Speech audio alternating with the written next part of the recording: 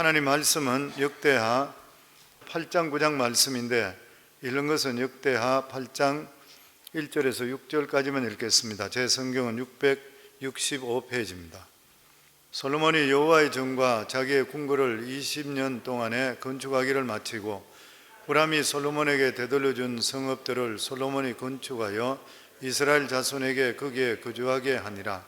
솔로몬이 가서 하맛소바를 쳐서 점령하고 또 광야에서 다드모를 건축하고 하맛에서 모든 국고성을 건축하고 또 윗 벳호론과 아랫 벳호론을 건축하되 성벽과 문과 문빗장이 있게 하여 견고한 성읍으로 만들고 또 발락과 자기에게 있는 모든 국고성들과 모든 병거성들과 마병의 성들을 건축하고 솔로몬이 또 예루살렘과 레바논과 그가 다스리는 온 땅에 건축하고자 하던 것을 다 건축하니라. 아멘.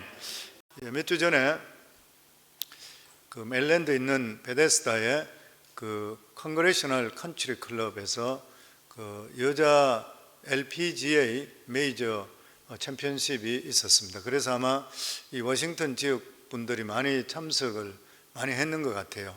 여성 아주 기라성 같은 선수들이 많이 참석을 하고 이렇게 했는데 거기에서 전인지 선수가 이제 거기에 챔피언이 되었습니다. 우승을 하게 되었습니다. 3년 8개월 만이라 그러죠. 신문을 보니까 그런 내용들이 있어서 좀 자세히 봤었는데 2015년도에 미국 초청을 받아서 와서 바로 그 대회 US 그 워먼스 챔피언십의 메이저에 우승을 했다 그래요. 2015년 21살 때. 그리고 나서 또 에베앙도 우승하고 이렇게 했는데 그러고 나서 3년 8개월 동안 우승을 전혀 한 적이 없었다면 슬럼프에 빠져 버렸던 것이죠.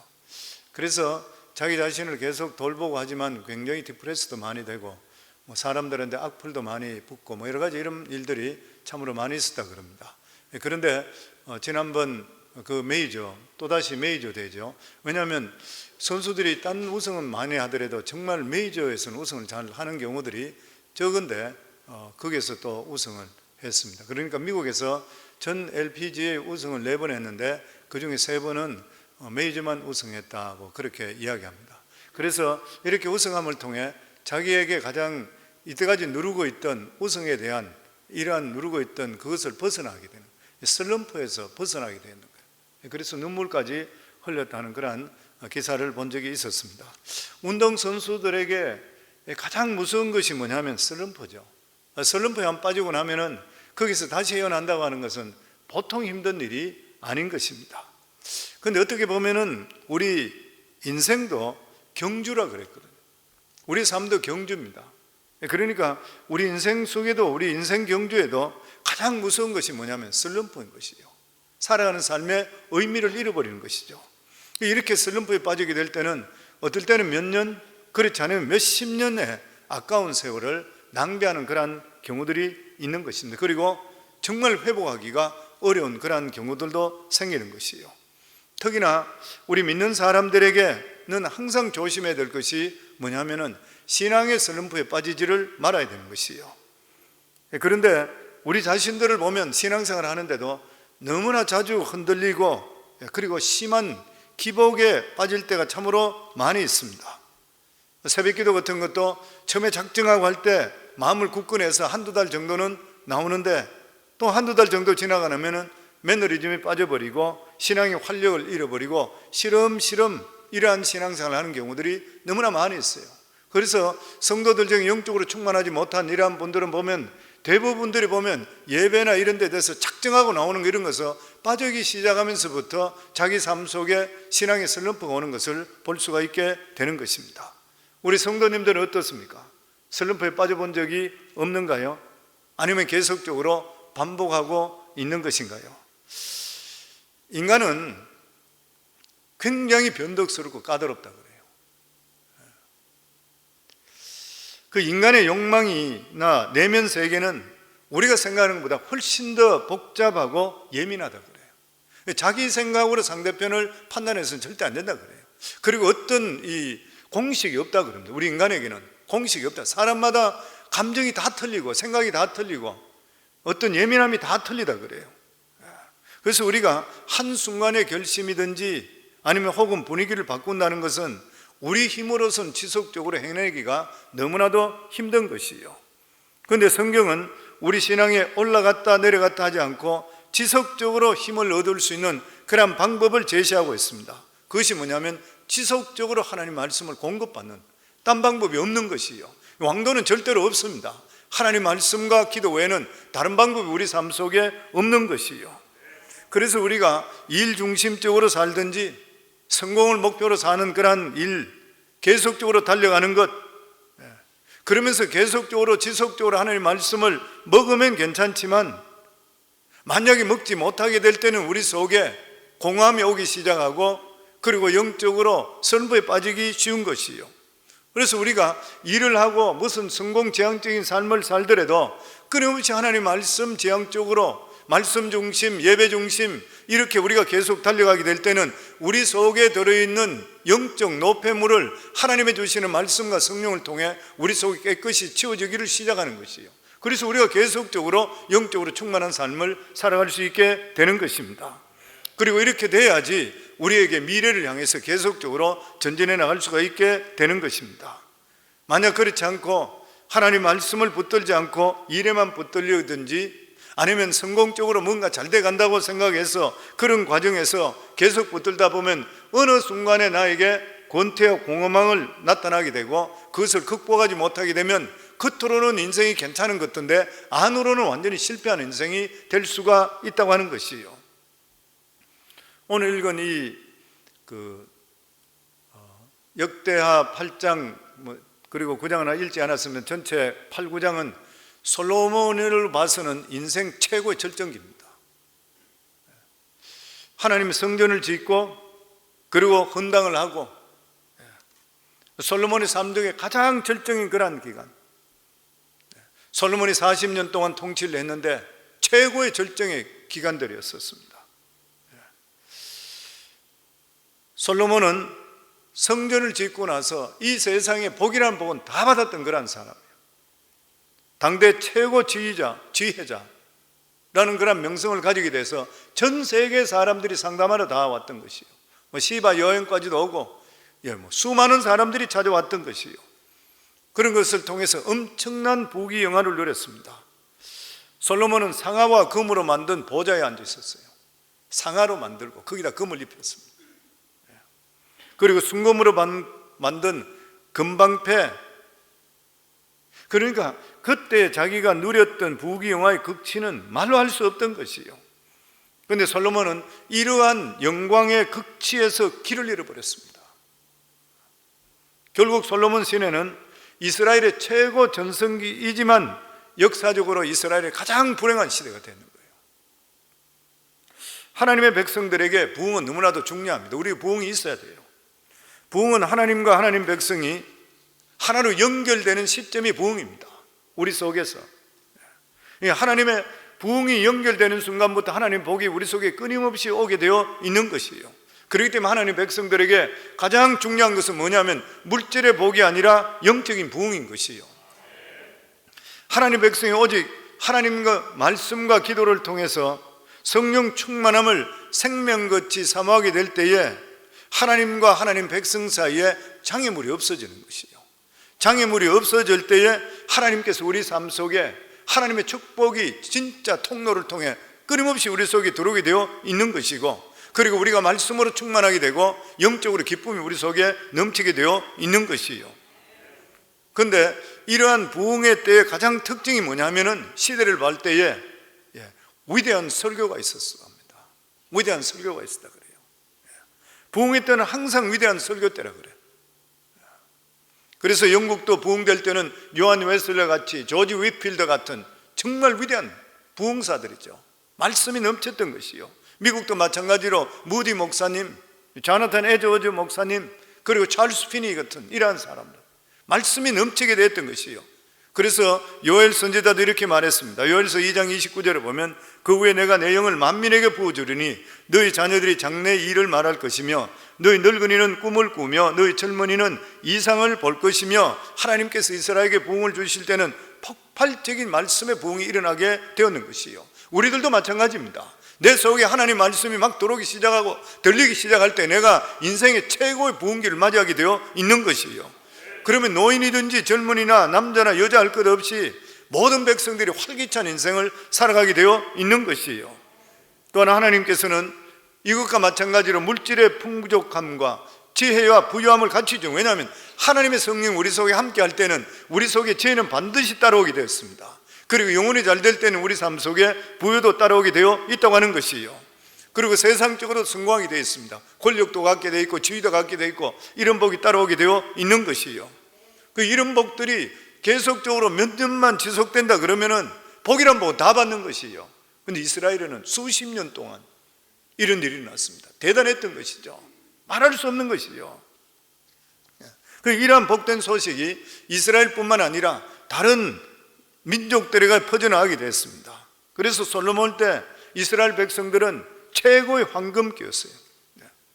이스라엘의 사사 때는 이런 복을 누리지를 못했어요. 왜냐하면 하나님 말씀에 지속적으로 헌신하지 못해서 이 부흥과 침체가 계속 업은다운이 있어요. 그래서 다른 민족으로부터 압제도 받고 여러 가지 있었던 것이에요.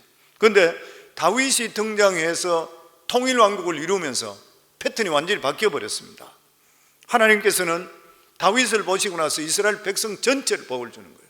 지금까지 하나님께서 다윗과 같은 지도자를 본 적이 없는 것이에요. 하나님 마음에 다윗과 같이 이렇게 합한 자가 없었던 것이에요. 다윗은 하나님 말씀을 사랑하고 하나님을 사랑하고 하나님 뜻 가운데 살려고 매달리는 사람, 이 사람을 하나님 본 적이 없던 것이에요. 그래서 하나님께서는 다윗을 통해서 너희 자손들 왕권을 이을 것이고 지속적인 부흥을 주시다 약속했습니다. 하나님께서는. 그러니까 한 사람이 지도자가 또 우리 각자가 바른 믿음 안에 서는 게 너무 중요한 것이에요. 저는 우리 성도님들 가정들마다 이러한 믿음의 부흥이 일어날 수 있기를 주의 이름으로 축원합니다. 아멘. 다윗은 이스라엘을 40년 동안 통치하면서 부흥이 지속되었습니다. 그러니까 복이란 복은 다윗 때부터 쏟아지기 시작했던 것이죠.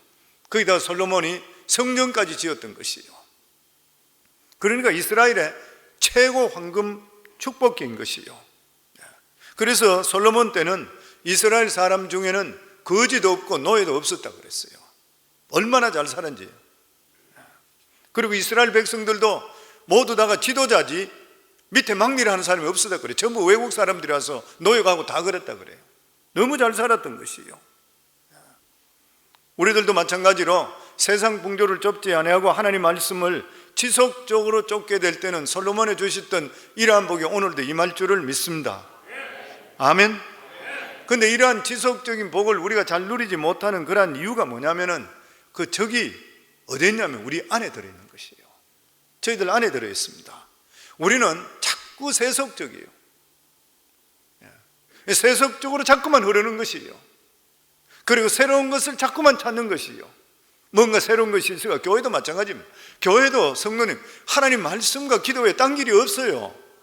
그런데 사람들은 자꾸 뭐 새로운 것 찾는다 그래요. 새로운 걸 자꾸 찾는 것이에요. 그런데 이렇게 새로운 것을 자꾸 찾다 보니까 신령한 복을 놓쳐버리는 경우들이 많이 있는 것이에요. 왜냐하면 하나님과 말씀은 이게 쉬운 일이 아니기 때문에 그래요. 그럼에도 불구하고 딴 왕도는 없는 것입니다. 목회자는 저도 늘 말씀드리잖아요. 제가 계속 싸우는 게 계속 하나님 말씀 안에 더 들어가려고 그래요. 더 자꾸 기도하는 이게 내 싸움이 저도. 왜냐하면 세속과 싸우는 일이니까. 솔로몬이 하나님으로부터 받았던 복은 너무 많아서 열거할 수가 없을 정도입니다. 1절에서 2절 같이 읽습니다. 솔로몬은 7년에 걸쳐서 여호와의 성전을 건축했습니다. 그저 하나님께서는 궁궐을 13년 동안 짓게 하셨어요.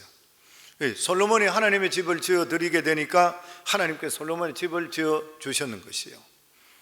아마 솔로몬은 두로 왕의 도움으로 성전만 짓는 것만 해도 기적이라 그래 생각했을 것입니다. 근데 막상 성전을 건축했을 때 하나님께서 복을 얼마나 주셨는지 이 웅장한 궁궐까지 짓게 했던 것이에요. 이것이 하나님께서 우리에게 주시는 그러한 복인 것입니다. 인간의 생각으로는 성전만 완성하더라도 기적이라 생각했는데 그 일을 하게 되니까 하나님께서 더 큰 기적을 만들어 주시는 것이에요. 우리가 하나님의 관심사가 교회 일에만 국한되어 있다고 생각하지를 말아야 되는 것입니다. 하나님께서는 우리가 하나님이라 하게 될 때에 우리의 직장, 우리 가정에까지도 복을 주시기 원하고 성진까지 시켜주시고 사업도 하나님께서 확장시켜 주시기를 원하고 계시는 것이에요. 그래서 정말 우리가 믿음 안에 살게 되면 들어도 복을 받고 나가도 복을 받고 성읍에서도 복을 받고 들에서도 복을 받는 어디서든지 주의 손에 함께하는 귀한 복이 임할 줄을 믿습니다.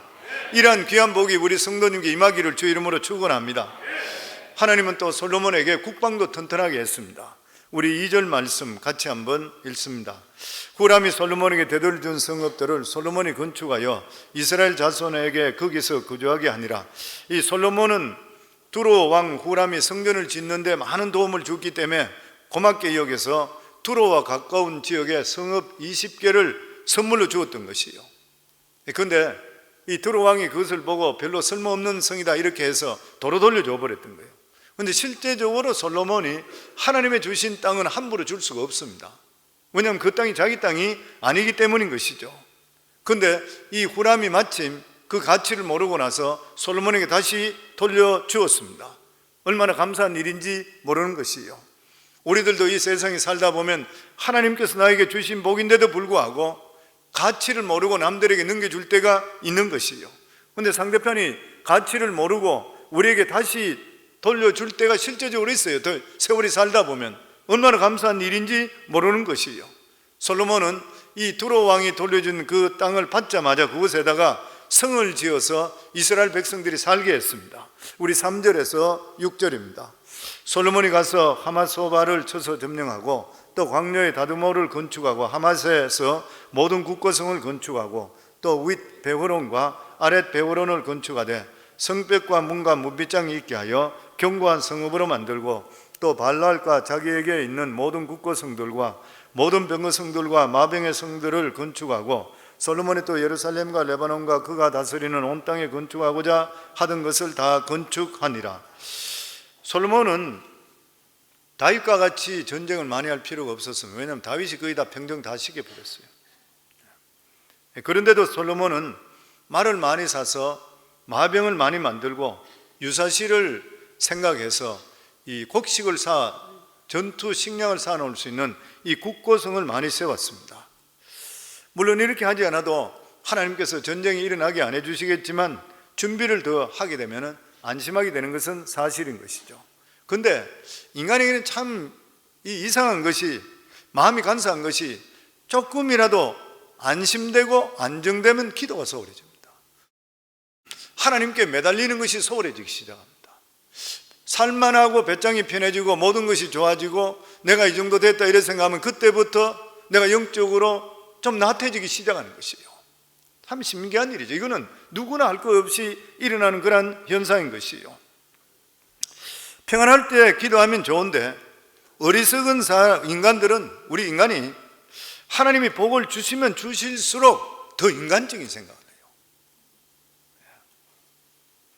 그건 진짜 우리 삶 속에 부흥을 열망하게 된다면 인간적인 생각을 멈추고 하나님 말씀을 더 붙들어야 되고 더 영적 부흥을 우리 삶이 갈망할 수가 있어야 됩니다. 그래서 하나님이 주시는 이러한 복을 누리려 그러면 말씀과 기도에 절대 태만해서는 안 돼요. 다른 방법이 없는 것이에요. 보면 우리가 살아갈 삶 속에 어려움에 대비해서 인간적으로 여러 준비한 것도 필요하겠지만 그것보다 더 중요한 것이 하나님을 의지하는 믿음인 것이에요. 그리고 그 다음에 솔로몬에 나오는 게 보면은 솔로몬의 결혼에 대한 그런 말씀입니다. 사람이 결혼만 더 중요한 거 없잖아요. 정말 중요한 일이죠. 왜냐하면 부부간에 평생 몸을 맞대고 계속 살아야 되는 그런 일이고 자식들을 낳아야 되고 그런 일들이니까 진짜 중요한 일이죠. 그런데 더더욱이나 개인적인 삶도 중요한데 왕이 누구하고 결혼하냐 굉장히 중요한 일입니다. 이건 나라의 운명을 결정할 만큼 중요한 그런 일인 것입니다. 우리 11절 말씀 같이 읽습니다. 솔로몬이 바로의 딸을 데리고 다윗성에서부터 그를 위하여 건축한 왕궁에 이르러 이르되 내 아내가 이스라엘 왕 다윗의 왕궁에 살지 못하리니 이는 여호와의 궤가 이른 곳은 다 거룩함이라 하였더라. 솔로몬이 바로의 왕의 딸과 결혼했다는 것은 인간적으로 볼 때는 대성공입니다. 왜냐하면 조그마한 나라가 전 세계를 다스리고 최고의 왕국으로 있던 이 애굽의 바로 왕의 딸하고 결혼한다는 것은 대단한 일인 것이죠. 이것은 그 당시 애굽이 세계에서 가장 부강했던 그런 나라였었고 선진국이었던 그런 나라였었습니다. 그런데 솔로몬이 그런 나라의 공주와 결혼했다고 하는 것은 외교적으로나 개인적으로는 굉장히 성공했는 것이에요. 그런데 문제가 뭐냐면은 이 바로 딸이 예루살렘으로 시집 오면서 자기가 가지고 있는 종교를 포기하지 않았다는 거예요. 여자분들이 무섭다 그랬죠. 잘 안 변해요. 자기가 태양신의 딸이라 생각해요. 태양신의 딸이라 생각했어요. 자기가 신적인 존재라 그렇게 생각했는 것이에요. 그러니까 이걸 떨치지를 않았던 것이에요. 보면 결국 이 공주가 이스라엘 왕과 결혼한 후에 애굽 종교를 포기하지 않고 가져왔기 때문에 다윗 성에는 들어갈 수 없고 다윗 궁에는 못 들어갔습니다. 왜냐하면 법궤가 있었기 때문에, 하나님의 법궤가 있기 때문에 그것은 이방 여인이 들어갈 수가 없었던 것이에요. 그런데 이때부터 솔로몬 미래의 어두운 그림자가 내리기를 시작했던 것입니다. 솔로몬이 생각할 때는 자기 신앙과 결혼은 별개라 이렇게 생각했어요. 자신 있다 생각했습니다. 왜냐하면 이때에 지금 8장 9장에 보면 솔로몬이 가장 전성기일 때도 보면은 다윗이 예사 드렸던 절기부터 제사는 진짜 똑같이 다 같이 드렸습니다. 그러니까 내 신앙과 결혼은 별개라 이렇게 생각했던 것이에요. 내가 비록 이방 공주하고 결혼하지만 하나님을 버리지 않을 거라 이렇게 자신만만했던 것이에요. 그런데 인간의 감정이 마음과 같이 된다면 얼마나 좋겠습니까? 진짜 힘들어요.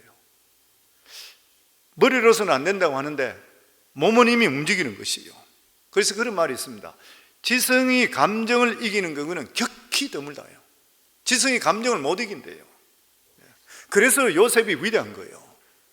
자기 감정적으로 그 자리에 오래 붙어 있다면 자기가 어떻게 될지 모르니까 도망가 버렸잖아요.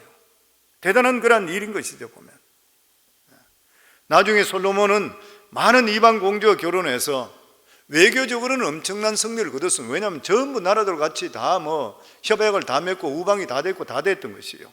그런데 결과적으로 이것이 올무가 돼서 예루살렘 안에 이방 성전이 신전이 서기 됩니다. 예루살렘 안에 하나님의 도성인 예루살렘 안에 이방 신전을 짓게 되는 것이에요. 물론 이 이방 신전이 이스라엘 백성들을 위한 신전은 아니었습니다. 이방 공주들 개인을 위한 것이에요. 왜냐하면 자기 신을 자기가 가져왔으니까. 그러면 자기들이 계속 그게 하니까 데려왔던 자기 신이니까 그냥 거기에다 신전까지 만들어 줬던 것이에요. 근데 나중에는 여자들을, 부인들을 너무 많이 두게 되고 이방 여인들이 너무 많이 들어오게 되니까 통제불능이 되어버렸습니다. 그리고 문제가 뭐냐면은 나중에 이러한 공주들 몸에서 자식들이 태어났는 거예요. 이 자식들이 태어나서 이 자식들이 모두 다가 이스라엘의 귀족들이잖아요. 왕자들이잖아요. 공주들이고. 이래 됐는데 이것이 어머니 신앙을 따라가 버렸어요. 그 어머니를 따라 우상숭배 버렸던 것이에요. 솔로몬은 이렇게 파장이 클 줄을 몰랐던 것이에요. 그럼에도 솔로몬은 아버지 다윗이 했던 것과 마찬가지로 모든 제사를 철저하게 지냈습니다. 우리 12절에 14절을 같이 읽습니다. 솔로몬이 낭실 앞에 쌓은 여호와의 제단 위에 여호와께 번제를 드리되 모세의 명령을 따라 매일의 일과대로 안식일과 초하루와 정한 절기 곧 1년의 세 절기 무교절과 칠칠절과 초막절에 드렸더라. 솔로몬이 또 그의 아버지 다윗의 규례를 따라 제사장들의 반열을 정하고 섬기게 하고 레위 사람들에게도 그 직분을 맡겨 매일의 일과대로 찬송하며 제사장들 앞에서 수정 들게 하며 또 문지기들에게 그 반열을 따라 강문을 지키게 하였으니 이는 하나님의 사람 다윗이 전에 그렇게 명하였음이라. 솔로몬은 성전만 지어놓고 예배를 소홀한 것이 아니라는 것이에요. 모든 절기도 철저하게 지켰고 또 아버지 다윗이 만들었던 예배 모형을 그대로 했습니다. 찬양을 하고 예배를 그대로 드렸던 것이에요. 근데 솔로몬은 자기 아버지가 했는 정도의 따라는 같지만 발전을 못 시켰습니다. 왜 그러냐면 다윗의 관심은 하나님께 관심이 있습니다. 자기 모든 열정과 관심이 하나님께서 무엇을 기뻐하실까 여기에 대해서 연구하고 여기에 대해 초점이 맞추는데, 이 솔로몬은 어떻게 하면 나라가 더 부강할까, 무역하고 뭐 이런 것들, 성공하고 이런 데 생각이 앞장섰던 것이에요. 보면 우리 17절에 18절입니다. 같이 읽습니다. 그때 솔로몬이 에돔 땅의 바닷가에 에시온 게벨과 엘롯에 이르렀더니 후람이 그의 신복들에게 부탁하여 배와 바닷길을 아는 종들을 보내매 그들이 솔로몬의 종들과 함께 오빌에 이르러 거기서 금 450달란트를 얻어 솔로몬 왕위로 가져왔더라. 이스라엘은 원래 농경국가입니다. 가나안 땅 자체가 농경국가인 것이요. 그러니까 바다 쪽도 서쪽밖에 없잖아요. 그러니까 무역에 대해서 눈이 어두웠던 것이요. 더더욱이나 무역을 할 수 있는 그런 항구도 변변치 않았습니다. 그런데 솔로몬은 해상 무역의 천재인 두로 왕으로부터 해상 무역에 대해서 배우게 되었던 것이요. 그래서 이스라엘은 이 아라비아 반도 제일 밑에 쪽에 있는 그 에시겔론이라는 아주 중요한 그런 무역항을 얻게 되고, 이 무역항을 통해서 이 금 450달란트, 여기 보면 450달란트라는 어마어마한 수입을 올리게 됐던 것이에요. 솔로몬이 해상에도 눈을 뜨게 되었습니다. 그리고 솔로몬 때의 말씀의 절정기가 언제냐면은 시바 여왕이 방문했을 때인 것이에요. 우리 역대하 9장 1절에서 2절입니다. 같이 읽습니다. 서바 여왕이 솔로몬의 명성을 듣고 와서 어려운 질문으로 솔로몬을 시험하고자 하여 예루살렘 이르니 매우 많은 시종들을 거느리고 향품과 많은 금과 보석을 낙타에 실었더라. 그가 솔로몬에게 나와 자기 마음에 있는 것을 다 말하며 솔로몬이 그가 묻는 말에 다 대답하였으니 솔로몬이 몰라서 대답하지 못한 것이 없었더라. 이 서바가 어디냐에 대해서 여러 가지 견해가 많이 있는데, 지금은 이야기하기를 아라비아 반도 끝에 있는 예멘일 것이라, 또 한쪽에서는 에티오피아일 것이라, 뭐 그렇게 이야기를 하고 있습니다. 근데 그 당시에 에티오피아는 굉장히 큰 나라였었습니다. 근데 왜 이렇게 큰 나라 여왕이 먼 곳까지 예루살렘까지 와서 솔로몬을 찾았느냐? 그리고 서바 여왕이 가져왔는 금은이 어마어마했습니다. 이 솔로몬이 바친 황금이 120달란트라 그랬어요. 120달란트라 그러면 지금으로 따지면 4톤입니다. 금이 4톤이 되는 어마어마한 것이죠. 서바 여왕이 이렇게 엄청난 선물을 가지고 왔는 이유가 어딜 것인가? 솔로몬의 지혜를 구하기 위해서인데, 아마 서바 여왕이 자기 국가에서 어려움이 생겼을 것이라. 그래서 솔로몬이 워낙 지혜가 있다 그러니까 이 지혜를 몇 가지 테스트 해보잖아요. 와서 테스트 해보고 나서 정말 당신에게 알려준 것은 당신의 실력에 비하면 반도 안 알려졌다. 그리고 자기 개인적인 어떤 문제를 내놓게 되는 것이에요. 그리고 솔로몬이 거기에 대한 대답을 해주게 될 때에 이 서바 여왕은 너무나도 이 문제가 명쾌하게 해결됨을 통해서 금은 보화를 다 그냥 솔로몬에게 선물했습니다. 그리고 솔로몬의 지혜를 아낌없이 칭찬하는 것이에요. 솔로몬은 예루살렘을 방문하는 사람들에게 정기적으로 하나님 말씀을 강론했습니다. 그것이 전도서잖아요. 전도서입니다. 전도서는 하나님을 모르는 그러한 사람들에게 하나님을 알게 하는 그러한 지혜의 말씀인 것입니다. 다윗 때는 이 하나님 말씀 자체를 깊이 연구해서 하나님을 찬양하는 시를 수도 없이 많이 적었어요. 많이 했던 것이에요. 그런데 솔로몬은 어떤 말씀을 깊이 연구하는 것보다는 이 외부 사람들에게 그냥 하나님을 알리고 무역적으로나 이렇게 성공하는 것으로, 다윗의 영성하고 솔로몬하고 틀릴 수밖에 없죠. 늘 말씀드린 대로 다윗은 죽을 고비를 넘기면서 10년 동안 고비 넘기고 자기 같은 말죄에 있고 아무 이름도 없는 자, 집에서도 인정받지 못하고 형들한테도 핍박받는 이러한 자를 하나님께 택해서 기름 부어서 왕으로 세워주고 자기를 이렇게 세워주니까 자기는 죽을 때까지, 그래서 법궤가 옮길 때 자기 바지가 내려간데도 불구하고 자기가 기뻐서 찬양했잖아요. 그러니까 하나님께 대한 그 마음이 이 아버지와 아들은 틀리죠. 아들은 어릴 때부터 왕자로 태어나고 이렇게 돼서 왕이 되고 다 했지만 이러한 하나님과 절실한 관계가 없었던 것이에요. 그러니까 이러한 솔로몬은 하나님에 대한 간절함이 없었던 것이죠. 이 다윗은 있었고, 하나님의 간절함이 없어지면 어떻게 돼요? 영적으로 고갈되기 시작합니다. 말씀적으로 고갈되기 시작하고 눈에 보이는 것만 따라가게 되어 있는 것이요. 그러니까 이스라엘 전체가 말씀으로 고갈되기 시작해요. 그리고 영적으로 침체되었던 것이요.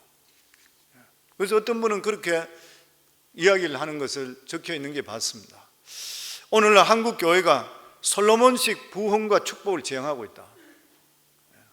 눈에 보이는 예배당을 크게 짓고 유명 인사들을 계속적으로 교회 안에 끌어들인대요. 그래서 사람들에게 호기심을 자꾸 자극시킨대요. 그런데 정작 교인들은 깊은 하나님 말씀을 못 듣는 것이에요. 영적으로 자꾸만 고갈되는 것이에요. 보면 교회가 자꾸만 행사 위주가 된대요. 솔로몬의 부귀 영화의 극치를 이루고 재물을 주체할 수 없었습니다. 왕궁과 왕비의 궁에 금으로 만든 그릇을 썼었어요. 얼마나 금이 많았던지. 심지어는 순금 방패를 만드는데 큰 방패가 200개, 작은 방패가 300개 만들었어요. 방패, 금으로 만드는 방패는 쓸데가 없습니다. 전시용이지. 나중에 르호보암 때 애굽 왕 시삭 왕이 쳐들어와서 이 금방패 다 빼앗아 가버렸어요. 그리고 뿐만 아니라 솔로몬의 보좌도 상아로 장식을 하고 금으로 입힌 보좌였습니다. 상아는 가볍잖아요. 상아는 가볍고 멋이 있어요. 그리고 청개를 만들었는데 6층으로 만들었다 그랬어요. 청개마다 사자 2마리를 만들고 12마리를 세워놓고 그 위험함과 화려함은 극치를 달렸대요. 극치였던 것이죠. 그런데 이 사자 그리고 이런 것들이 솔로몬의 영광을 지켜주지를 못했던 것이에요. 하나님의 종은 아무리 많은 것을 가지고 위험이 있다 한다 하더라도 성령의 기름 부음이 없으면 아무것도 아니에요. 솔로몬의 영광의 어두운 부분은 누가 뭐라 하더라도 결혼 동맹입니다. 결혼 동맹이죠. 적극적으로 동맹을 맺으면서 왕비를 둔 것이에요. 우리가 잘 알고 있듯이 후궁이 700이고 빈장이 300, 전부 1000명의 부인을 둬요. 그래서 신학자들이 이야기할 때 그런 이야기, 하루에 한 2번 정도씩도 결혼식을 올렸을 것이라고 그래요. 아마 이 정도 되면 1호 부인, 2호 부인 번호를 붙여가 얼굴도 잘 모를 것 같아요. 그렇게까지 했다 그래요. 그래서 어떤 학자들은 또 그런 이야기해요. 누군가가 공주를 준다 그러면 어디든지 가서 동맹을 다 맺게 되고 나중에 이것이 감각을 잃어버리는 일종의 중독 형상이 된 거 아닌가 그렇게 이야기하고 있어요. 결국 나중에는 솔로몬은 후궁들이 요구하는 대로 이방 신정까지도 짓도록 허락을 해버렸습니다. 그런데 예수님께서는 솔로몬에 대한 영광을 말씀하실 때 솔로몬의 입은 영광이 백합화보다 못하다 그랬어요. 이 백합화보다 못하다. 왜냐하면 솔로몬의 영광은 변질된 영광이에요. 타락한 영광이고 하나님을 기쁘게 하는 영광이 되지를 못했던 것이에요.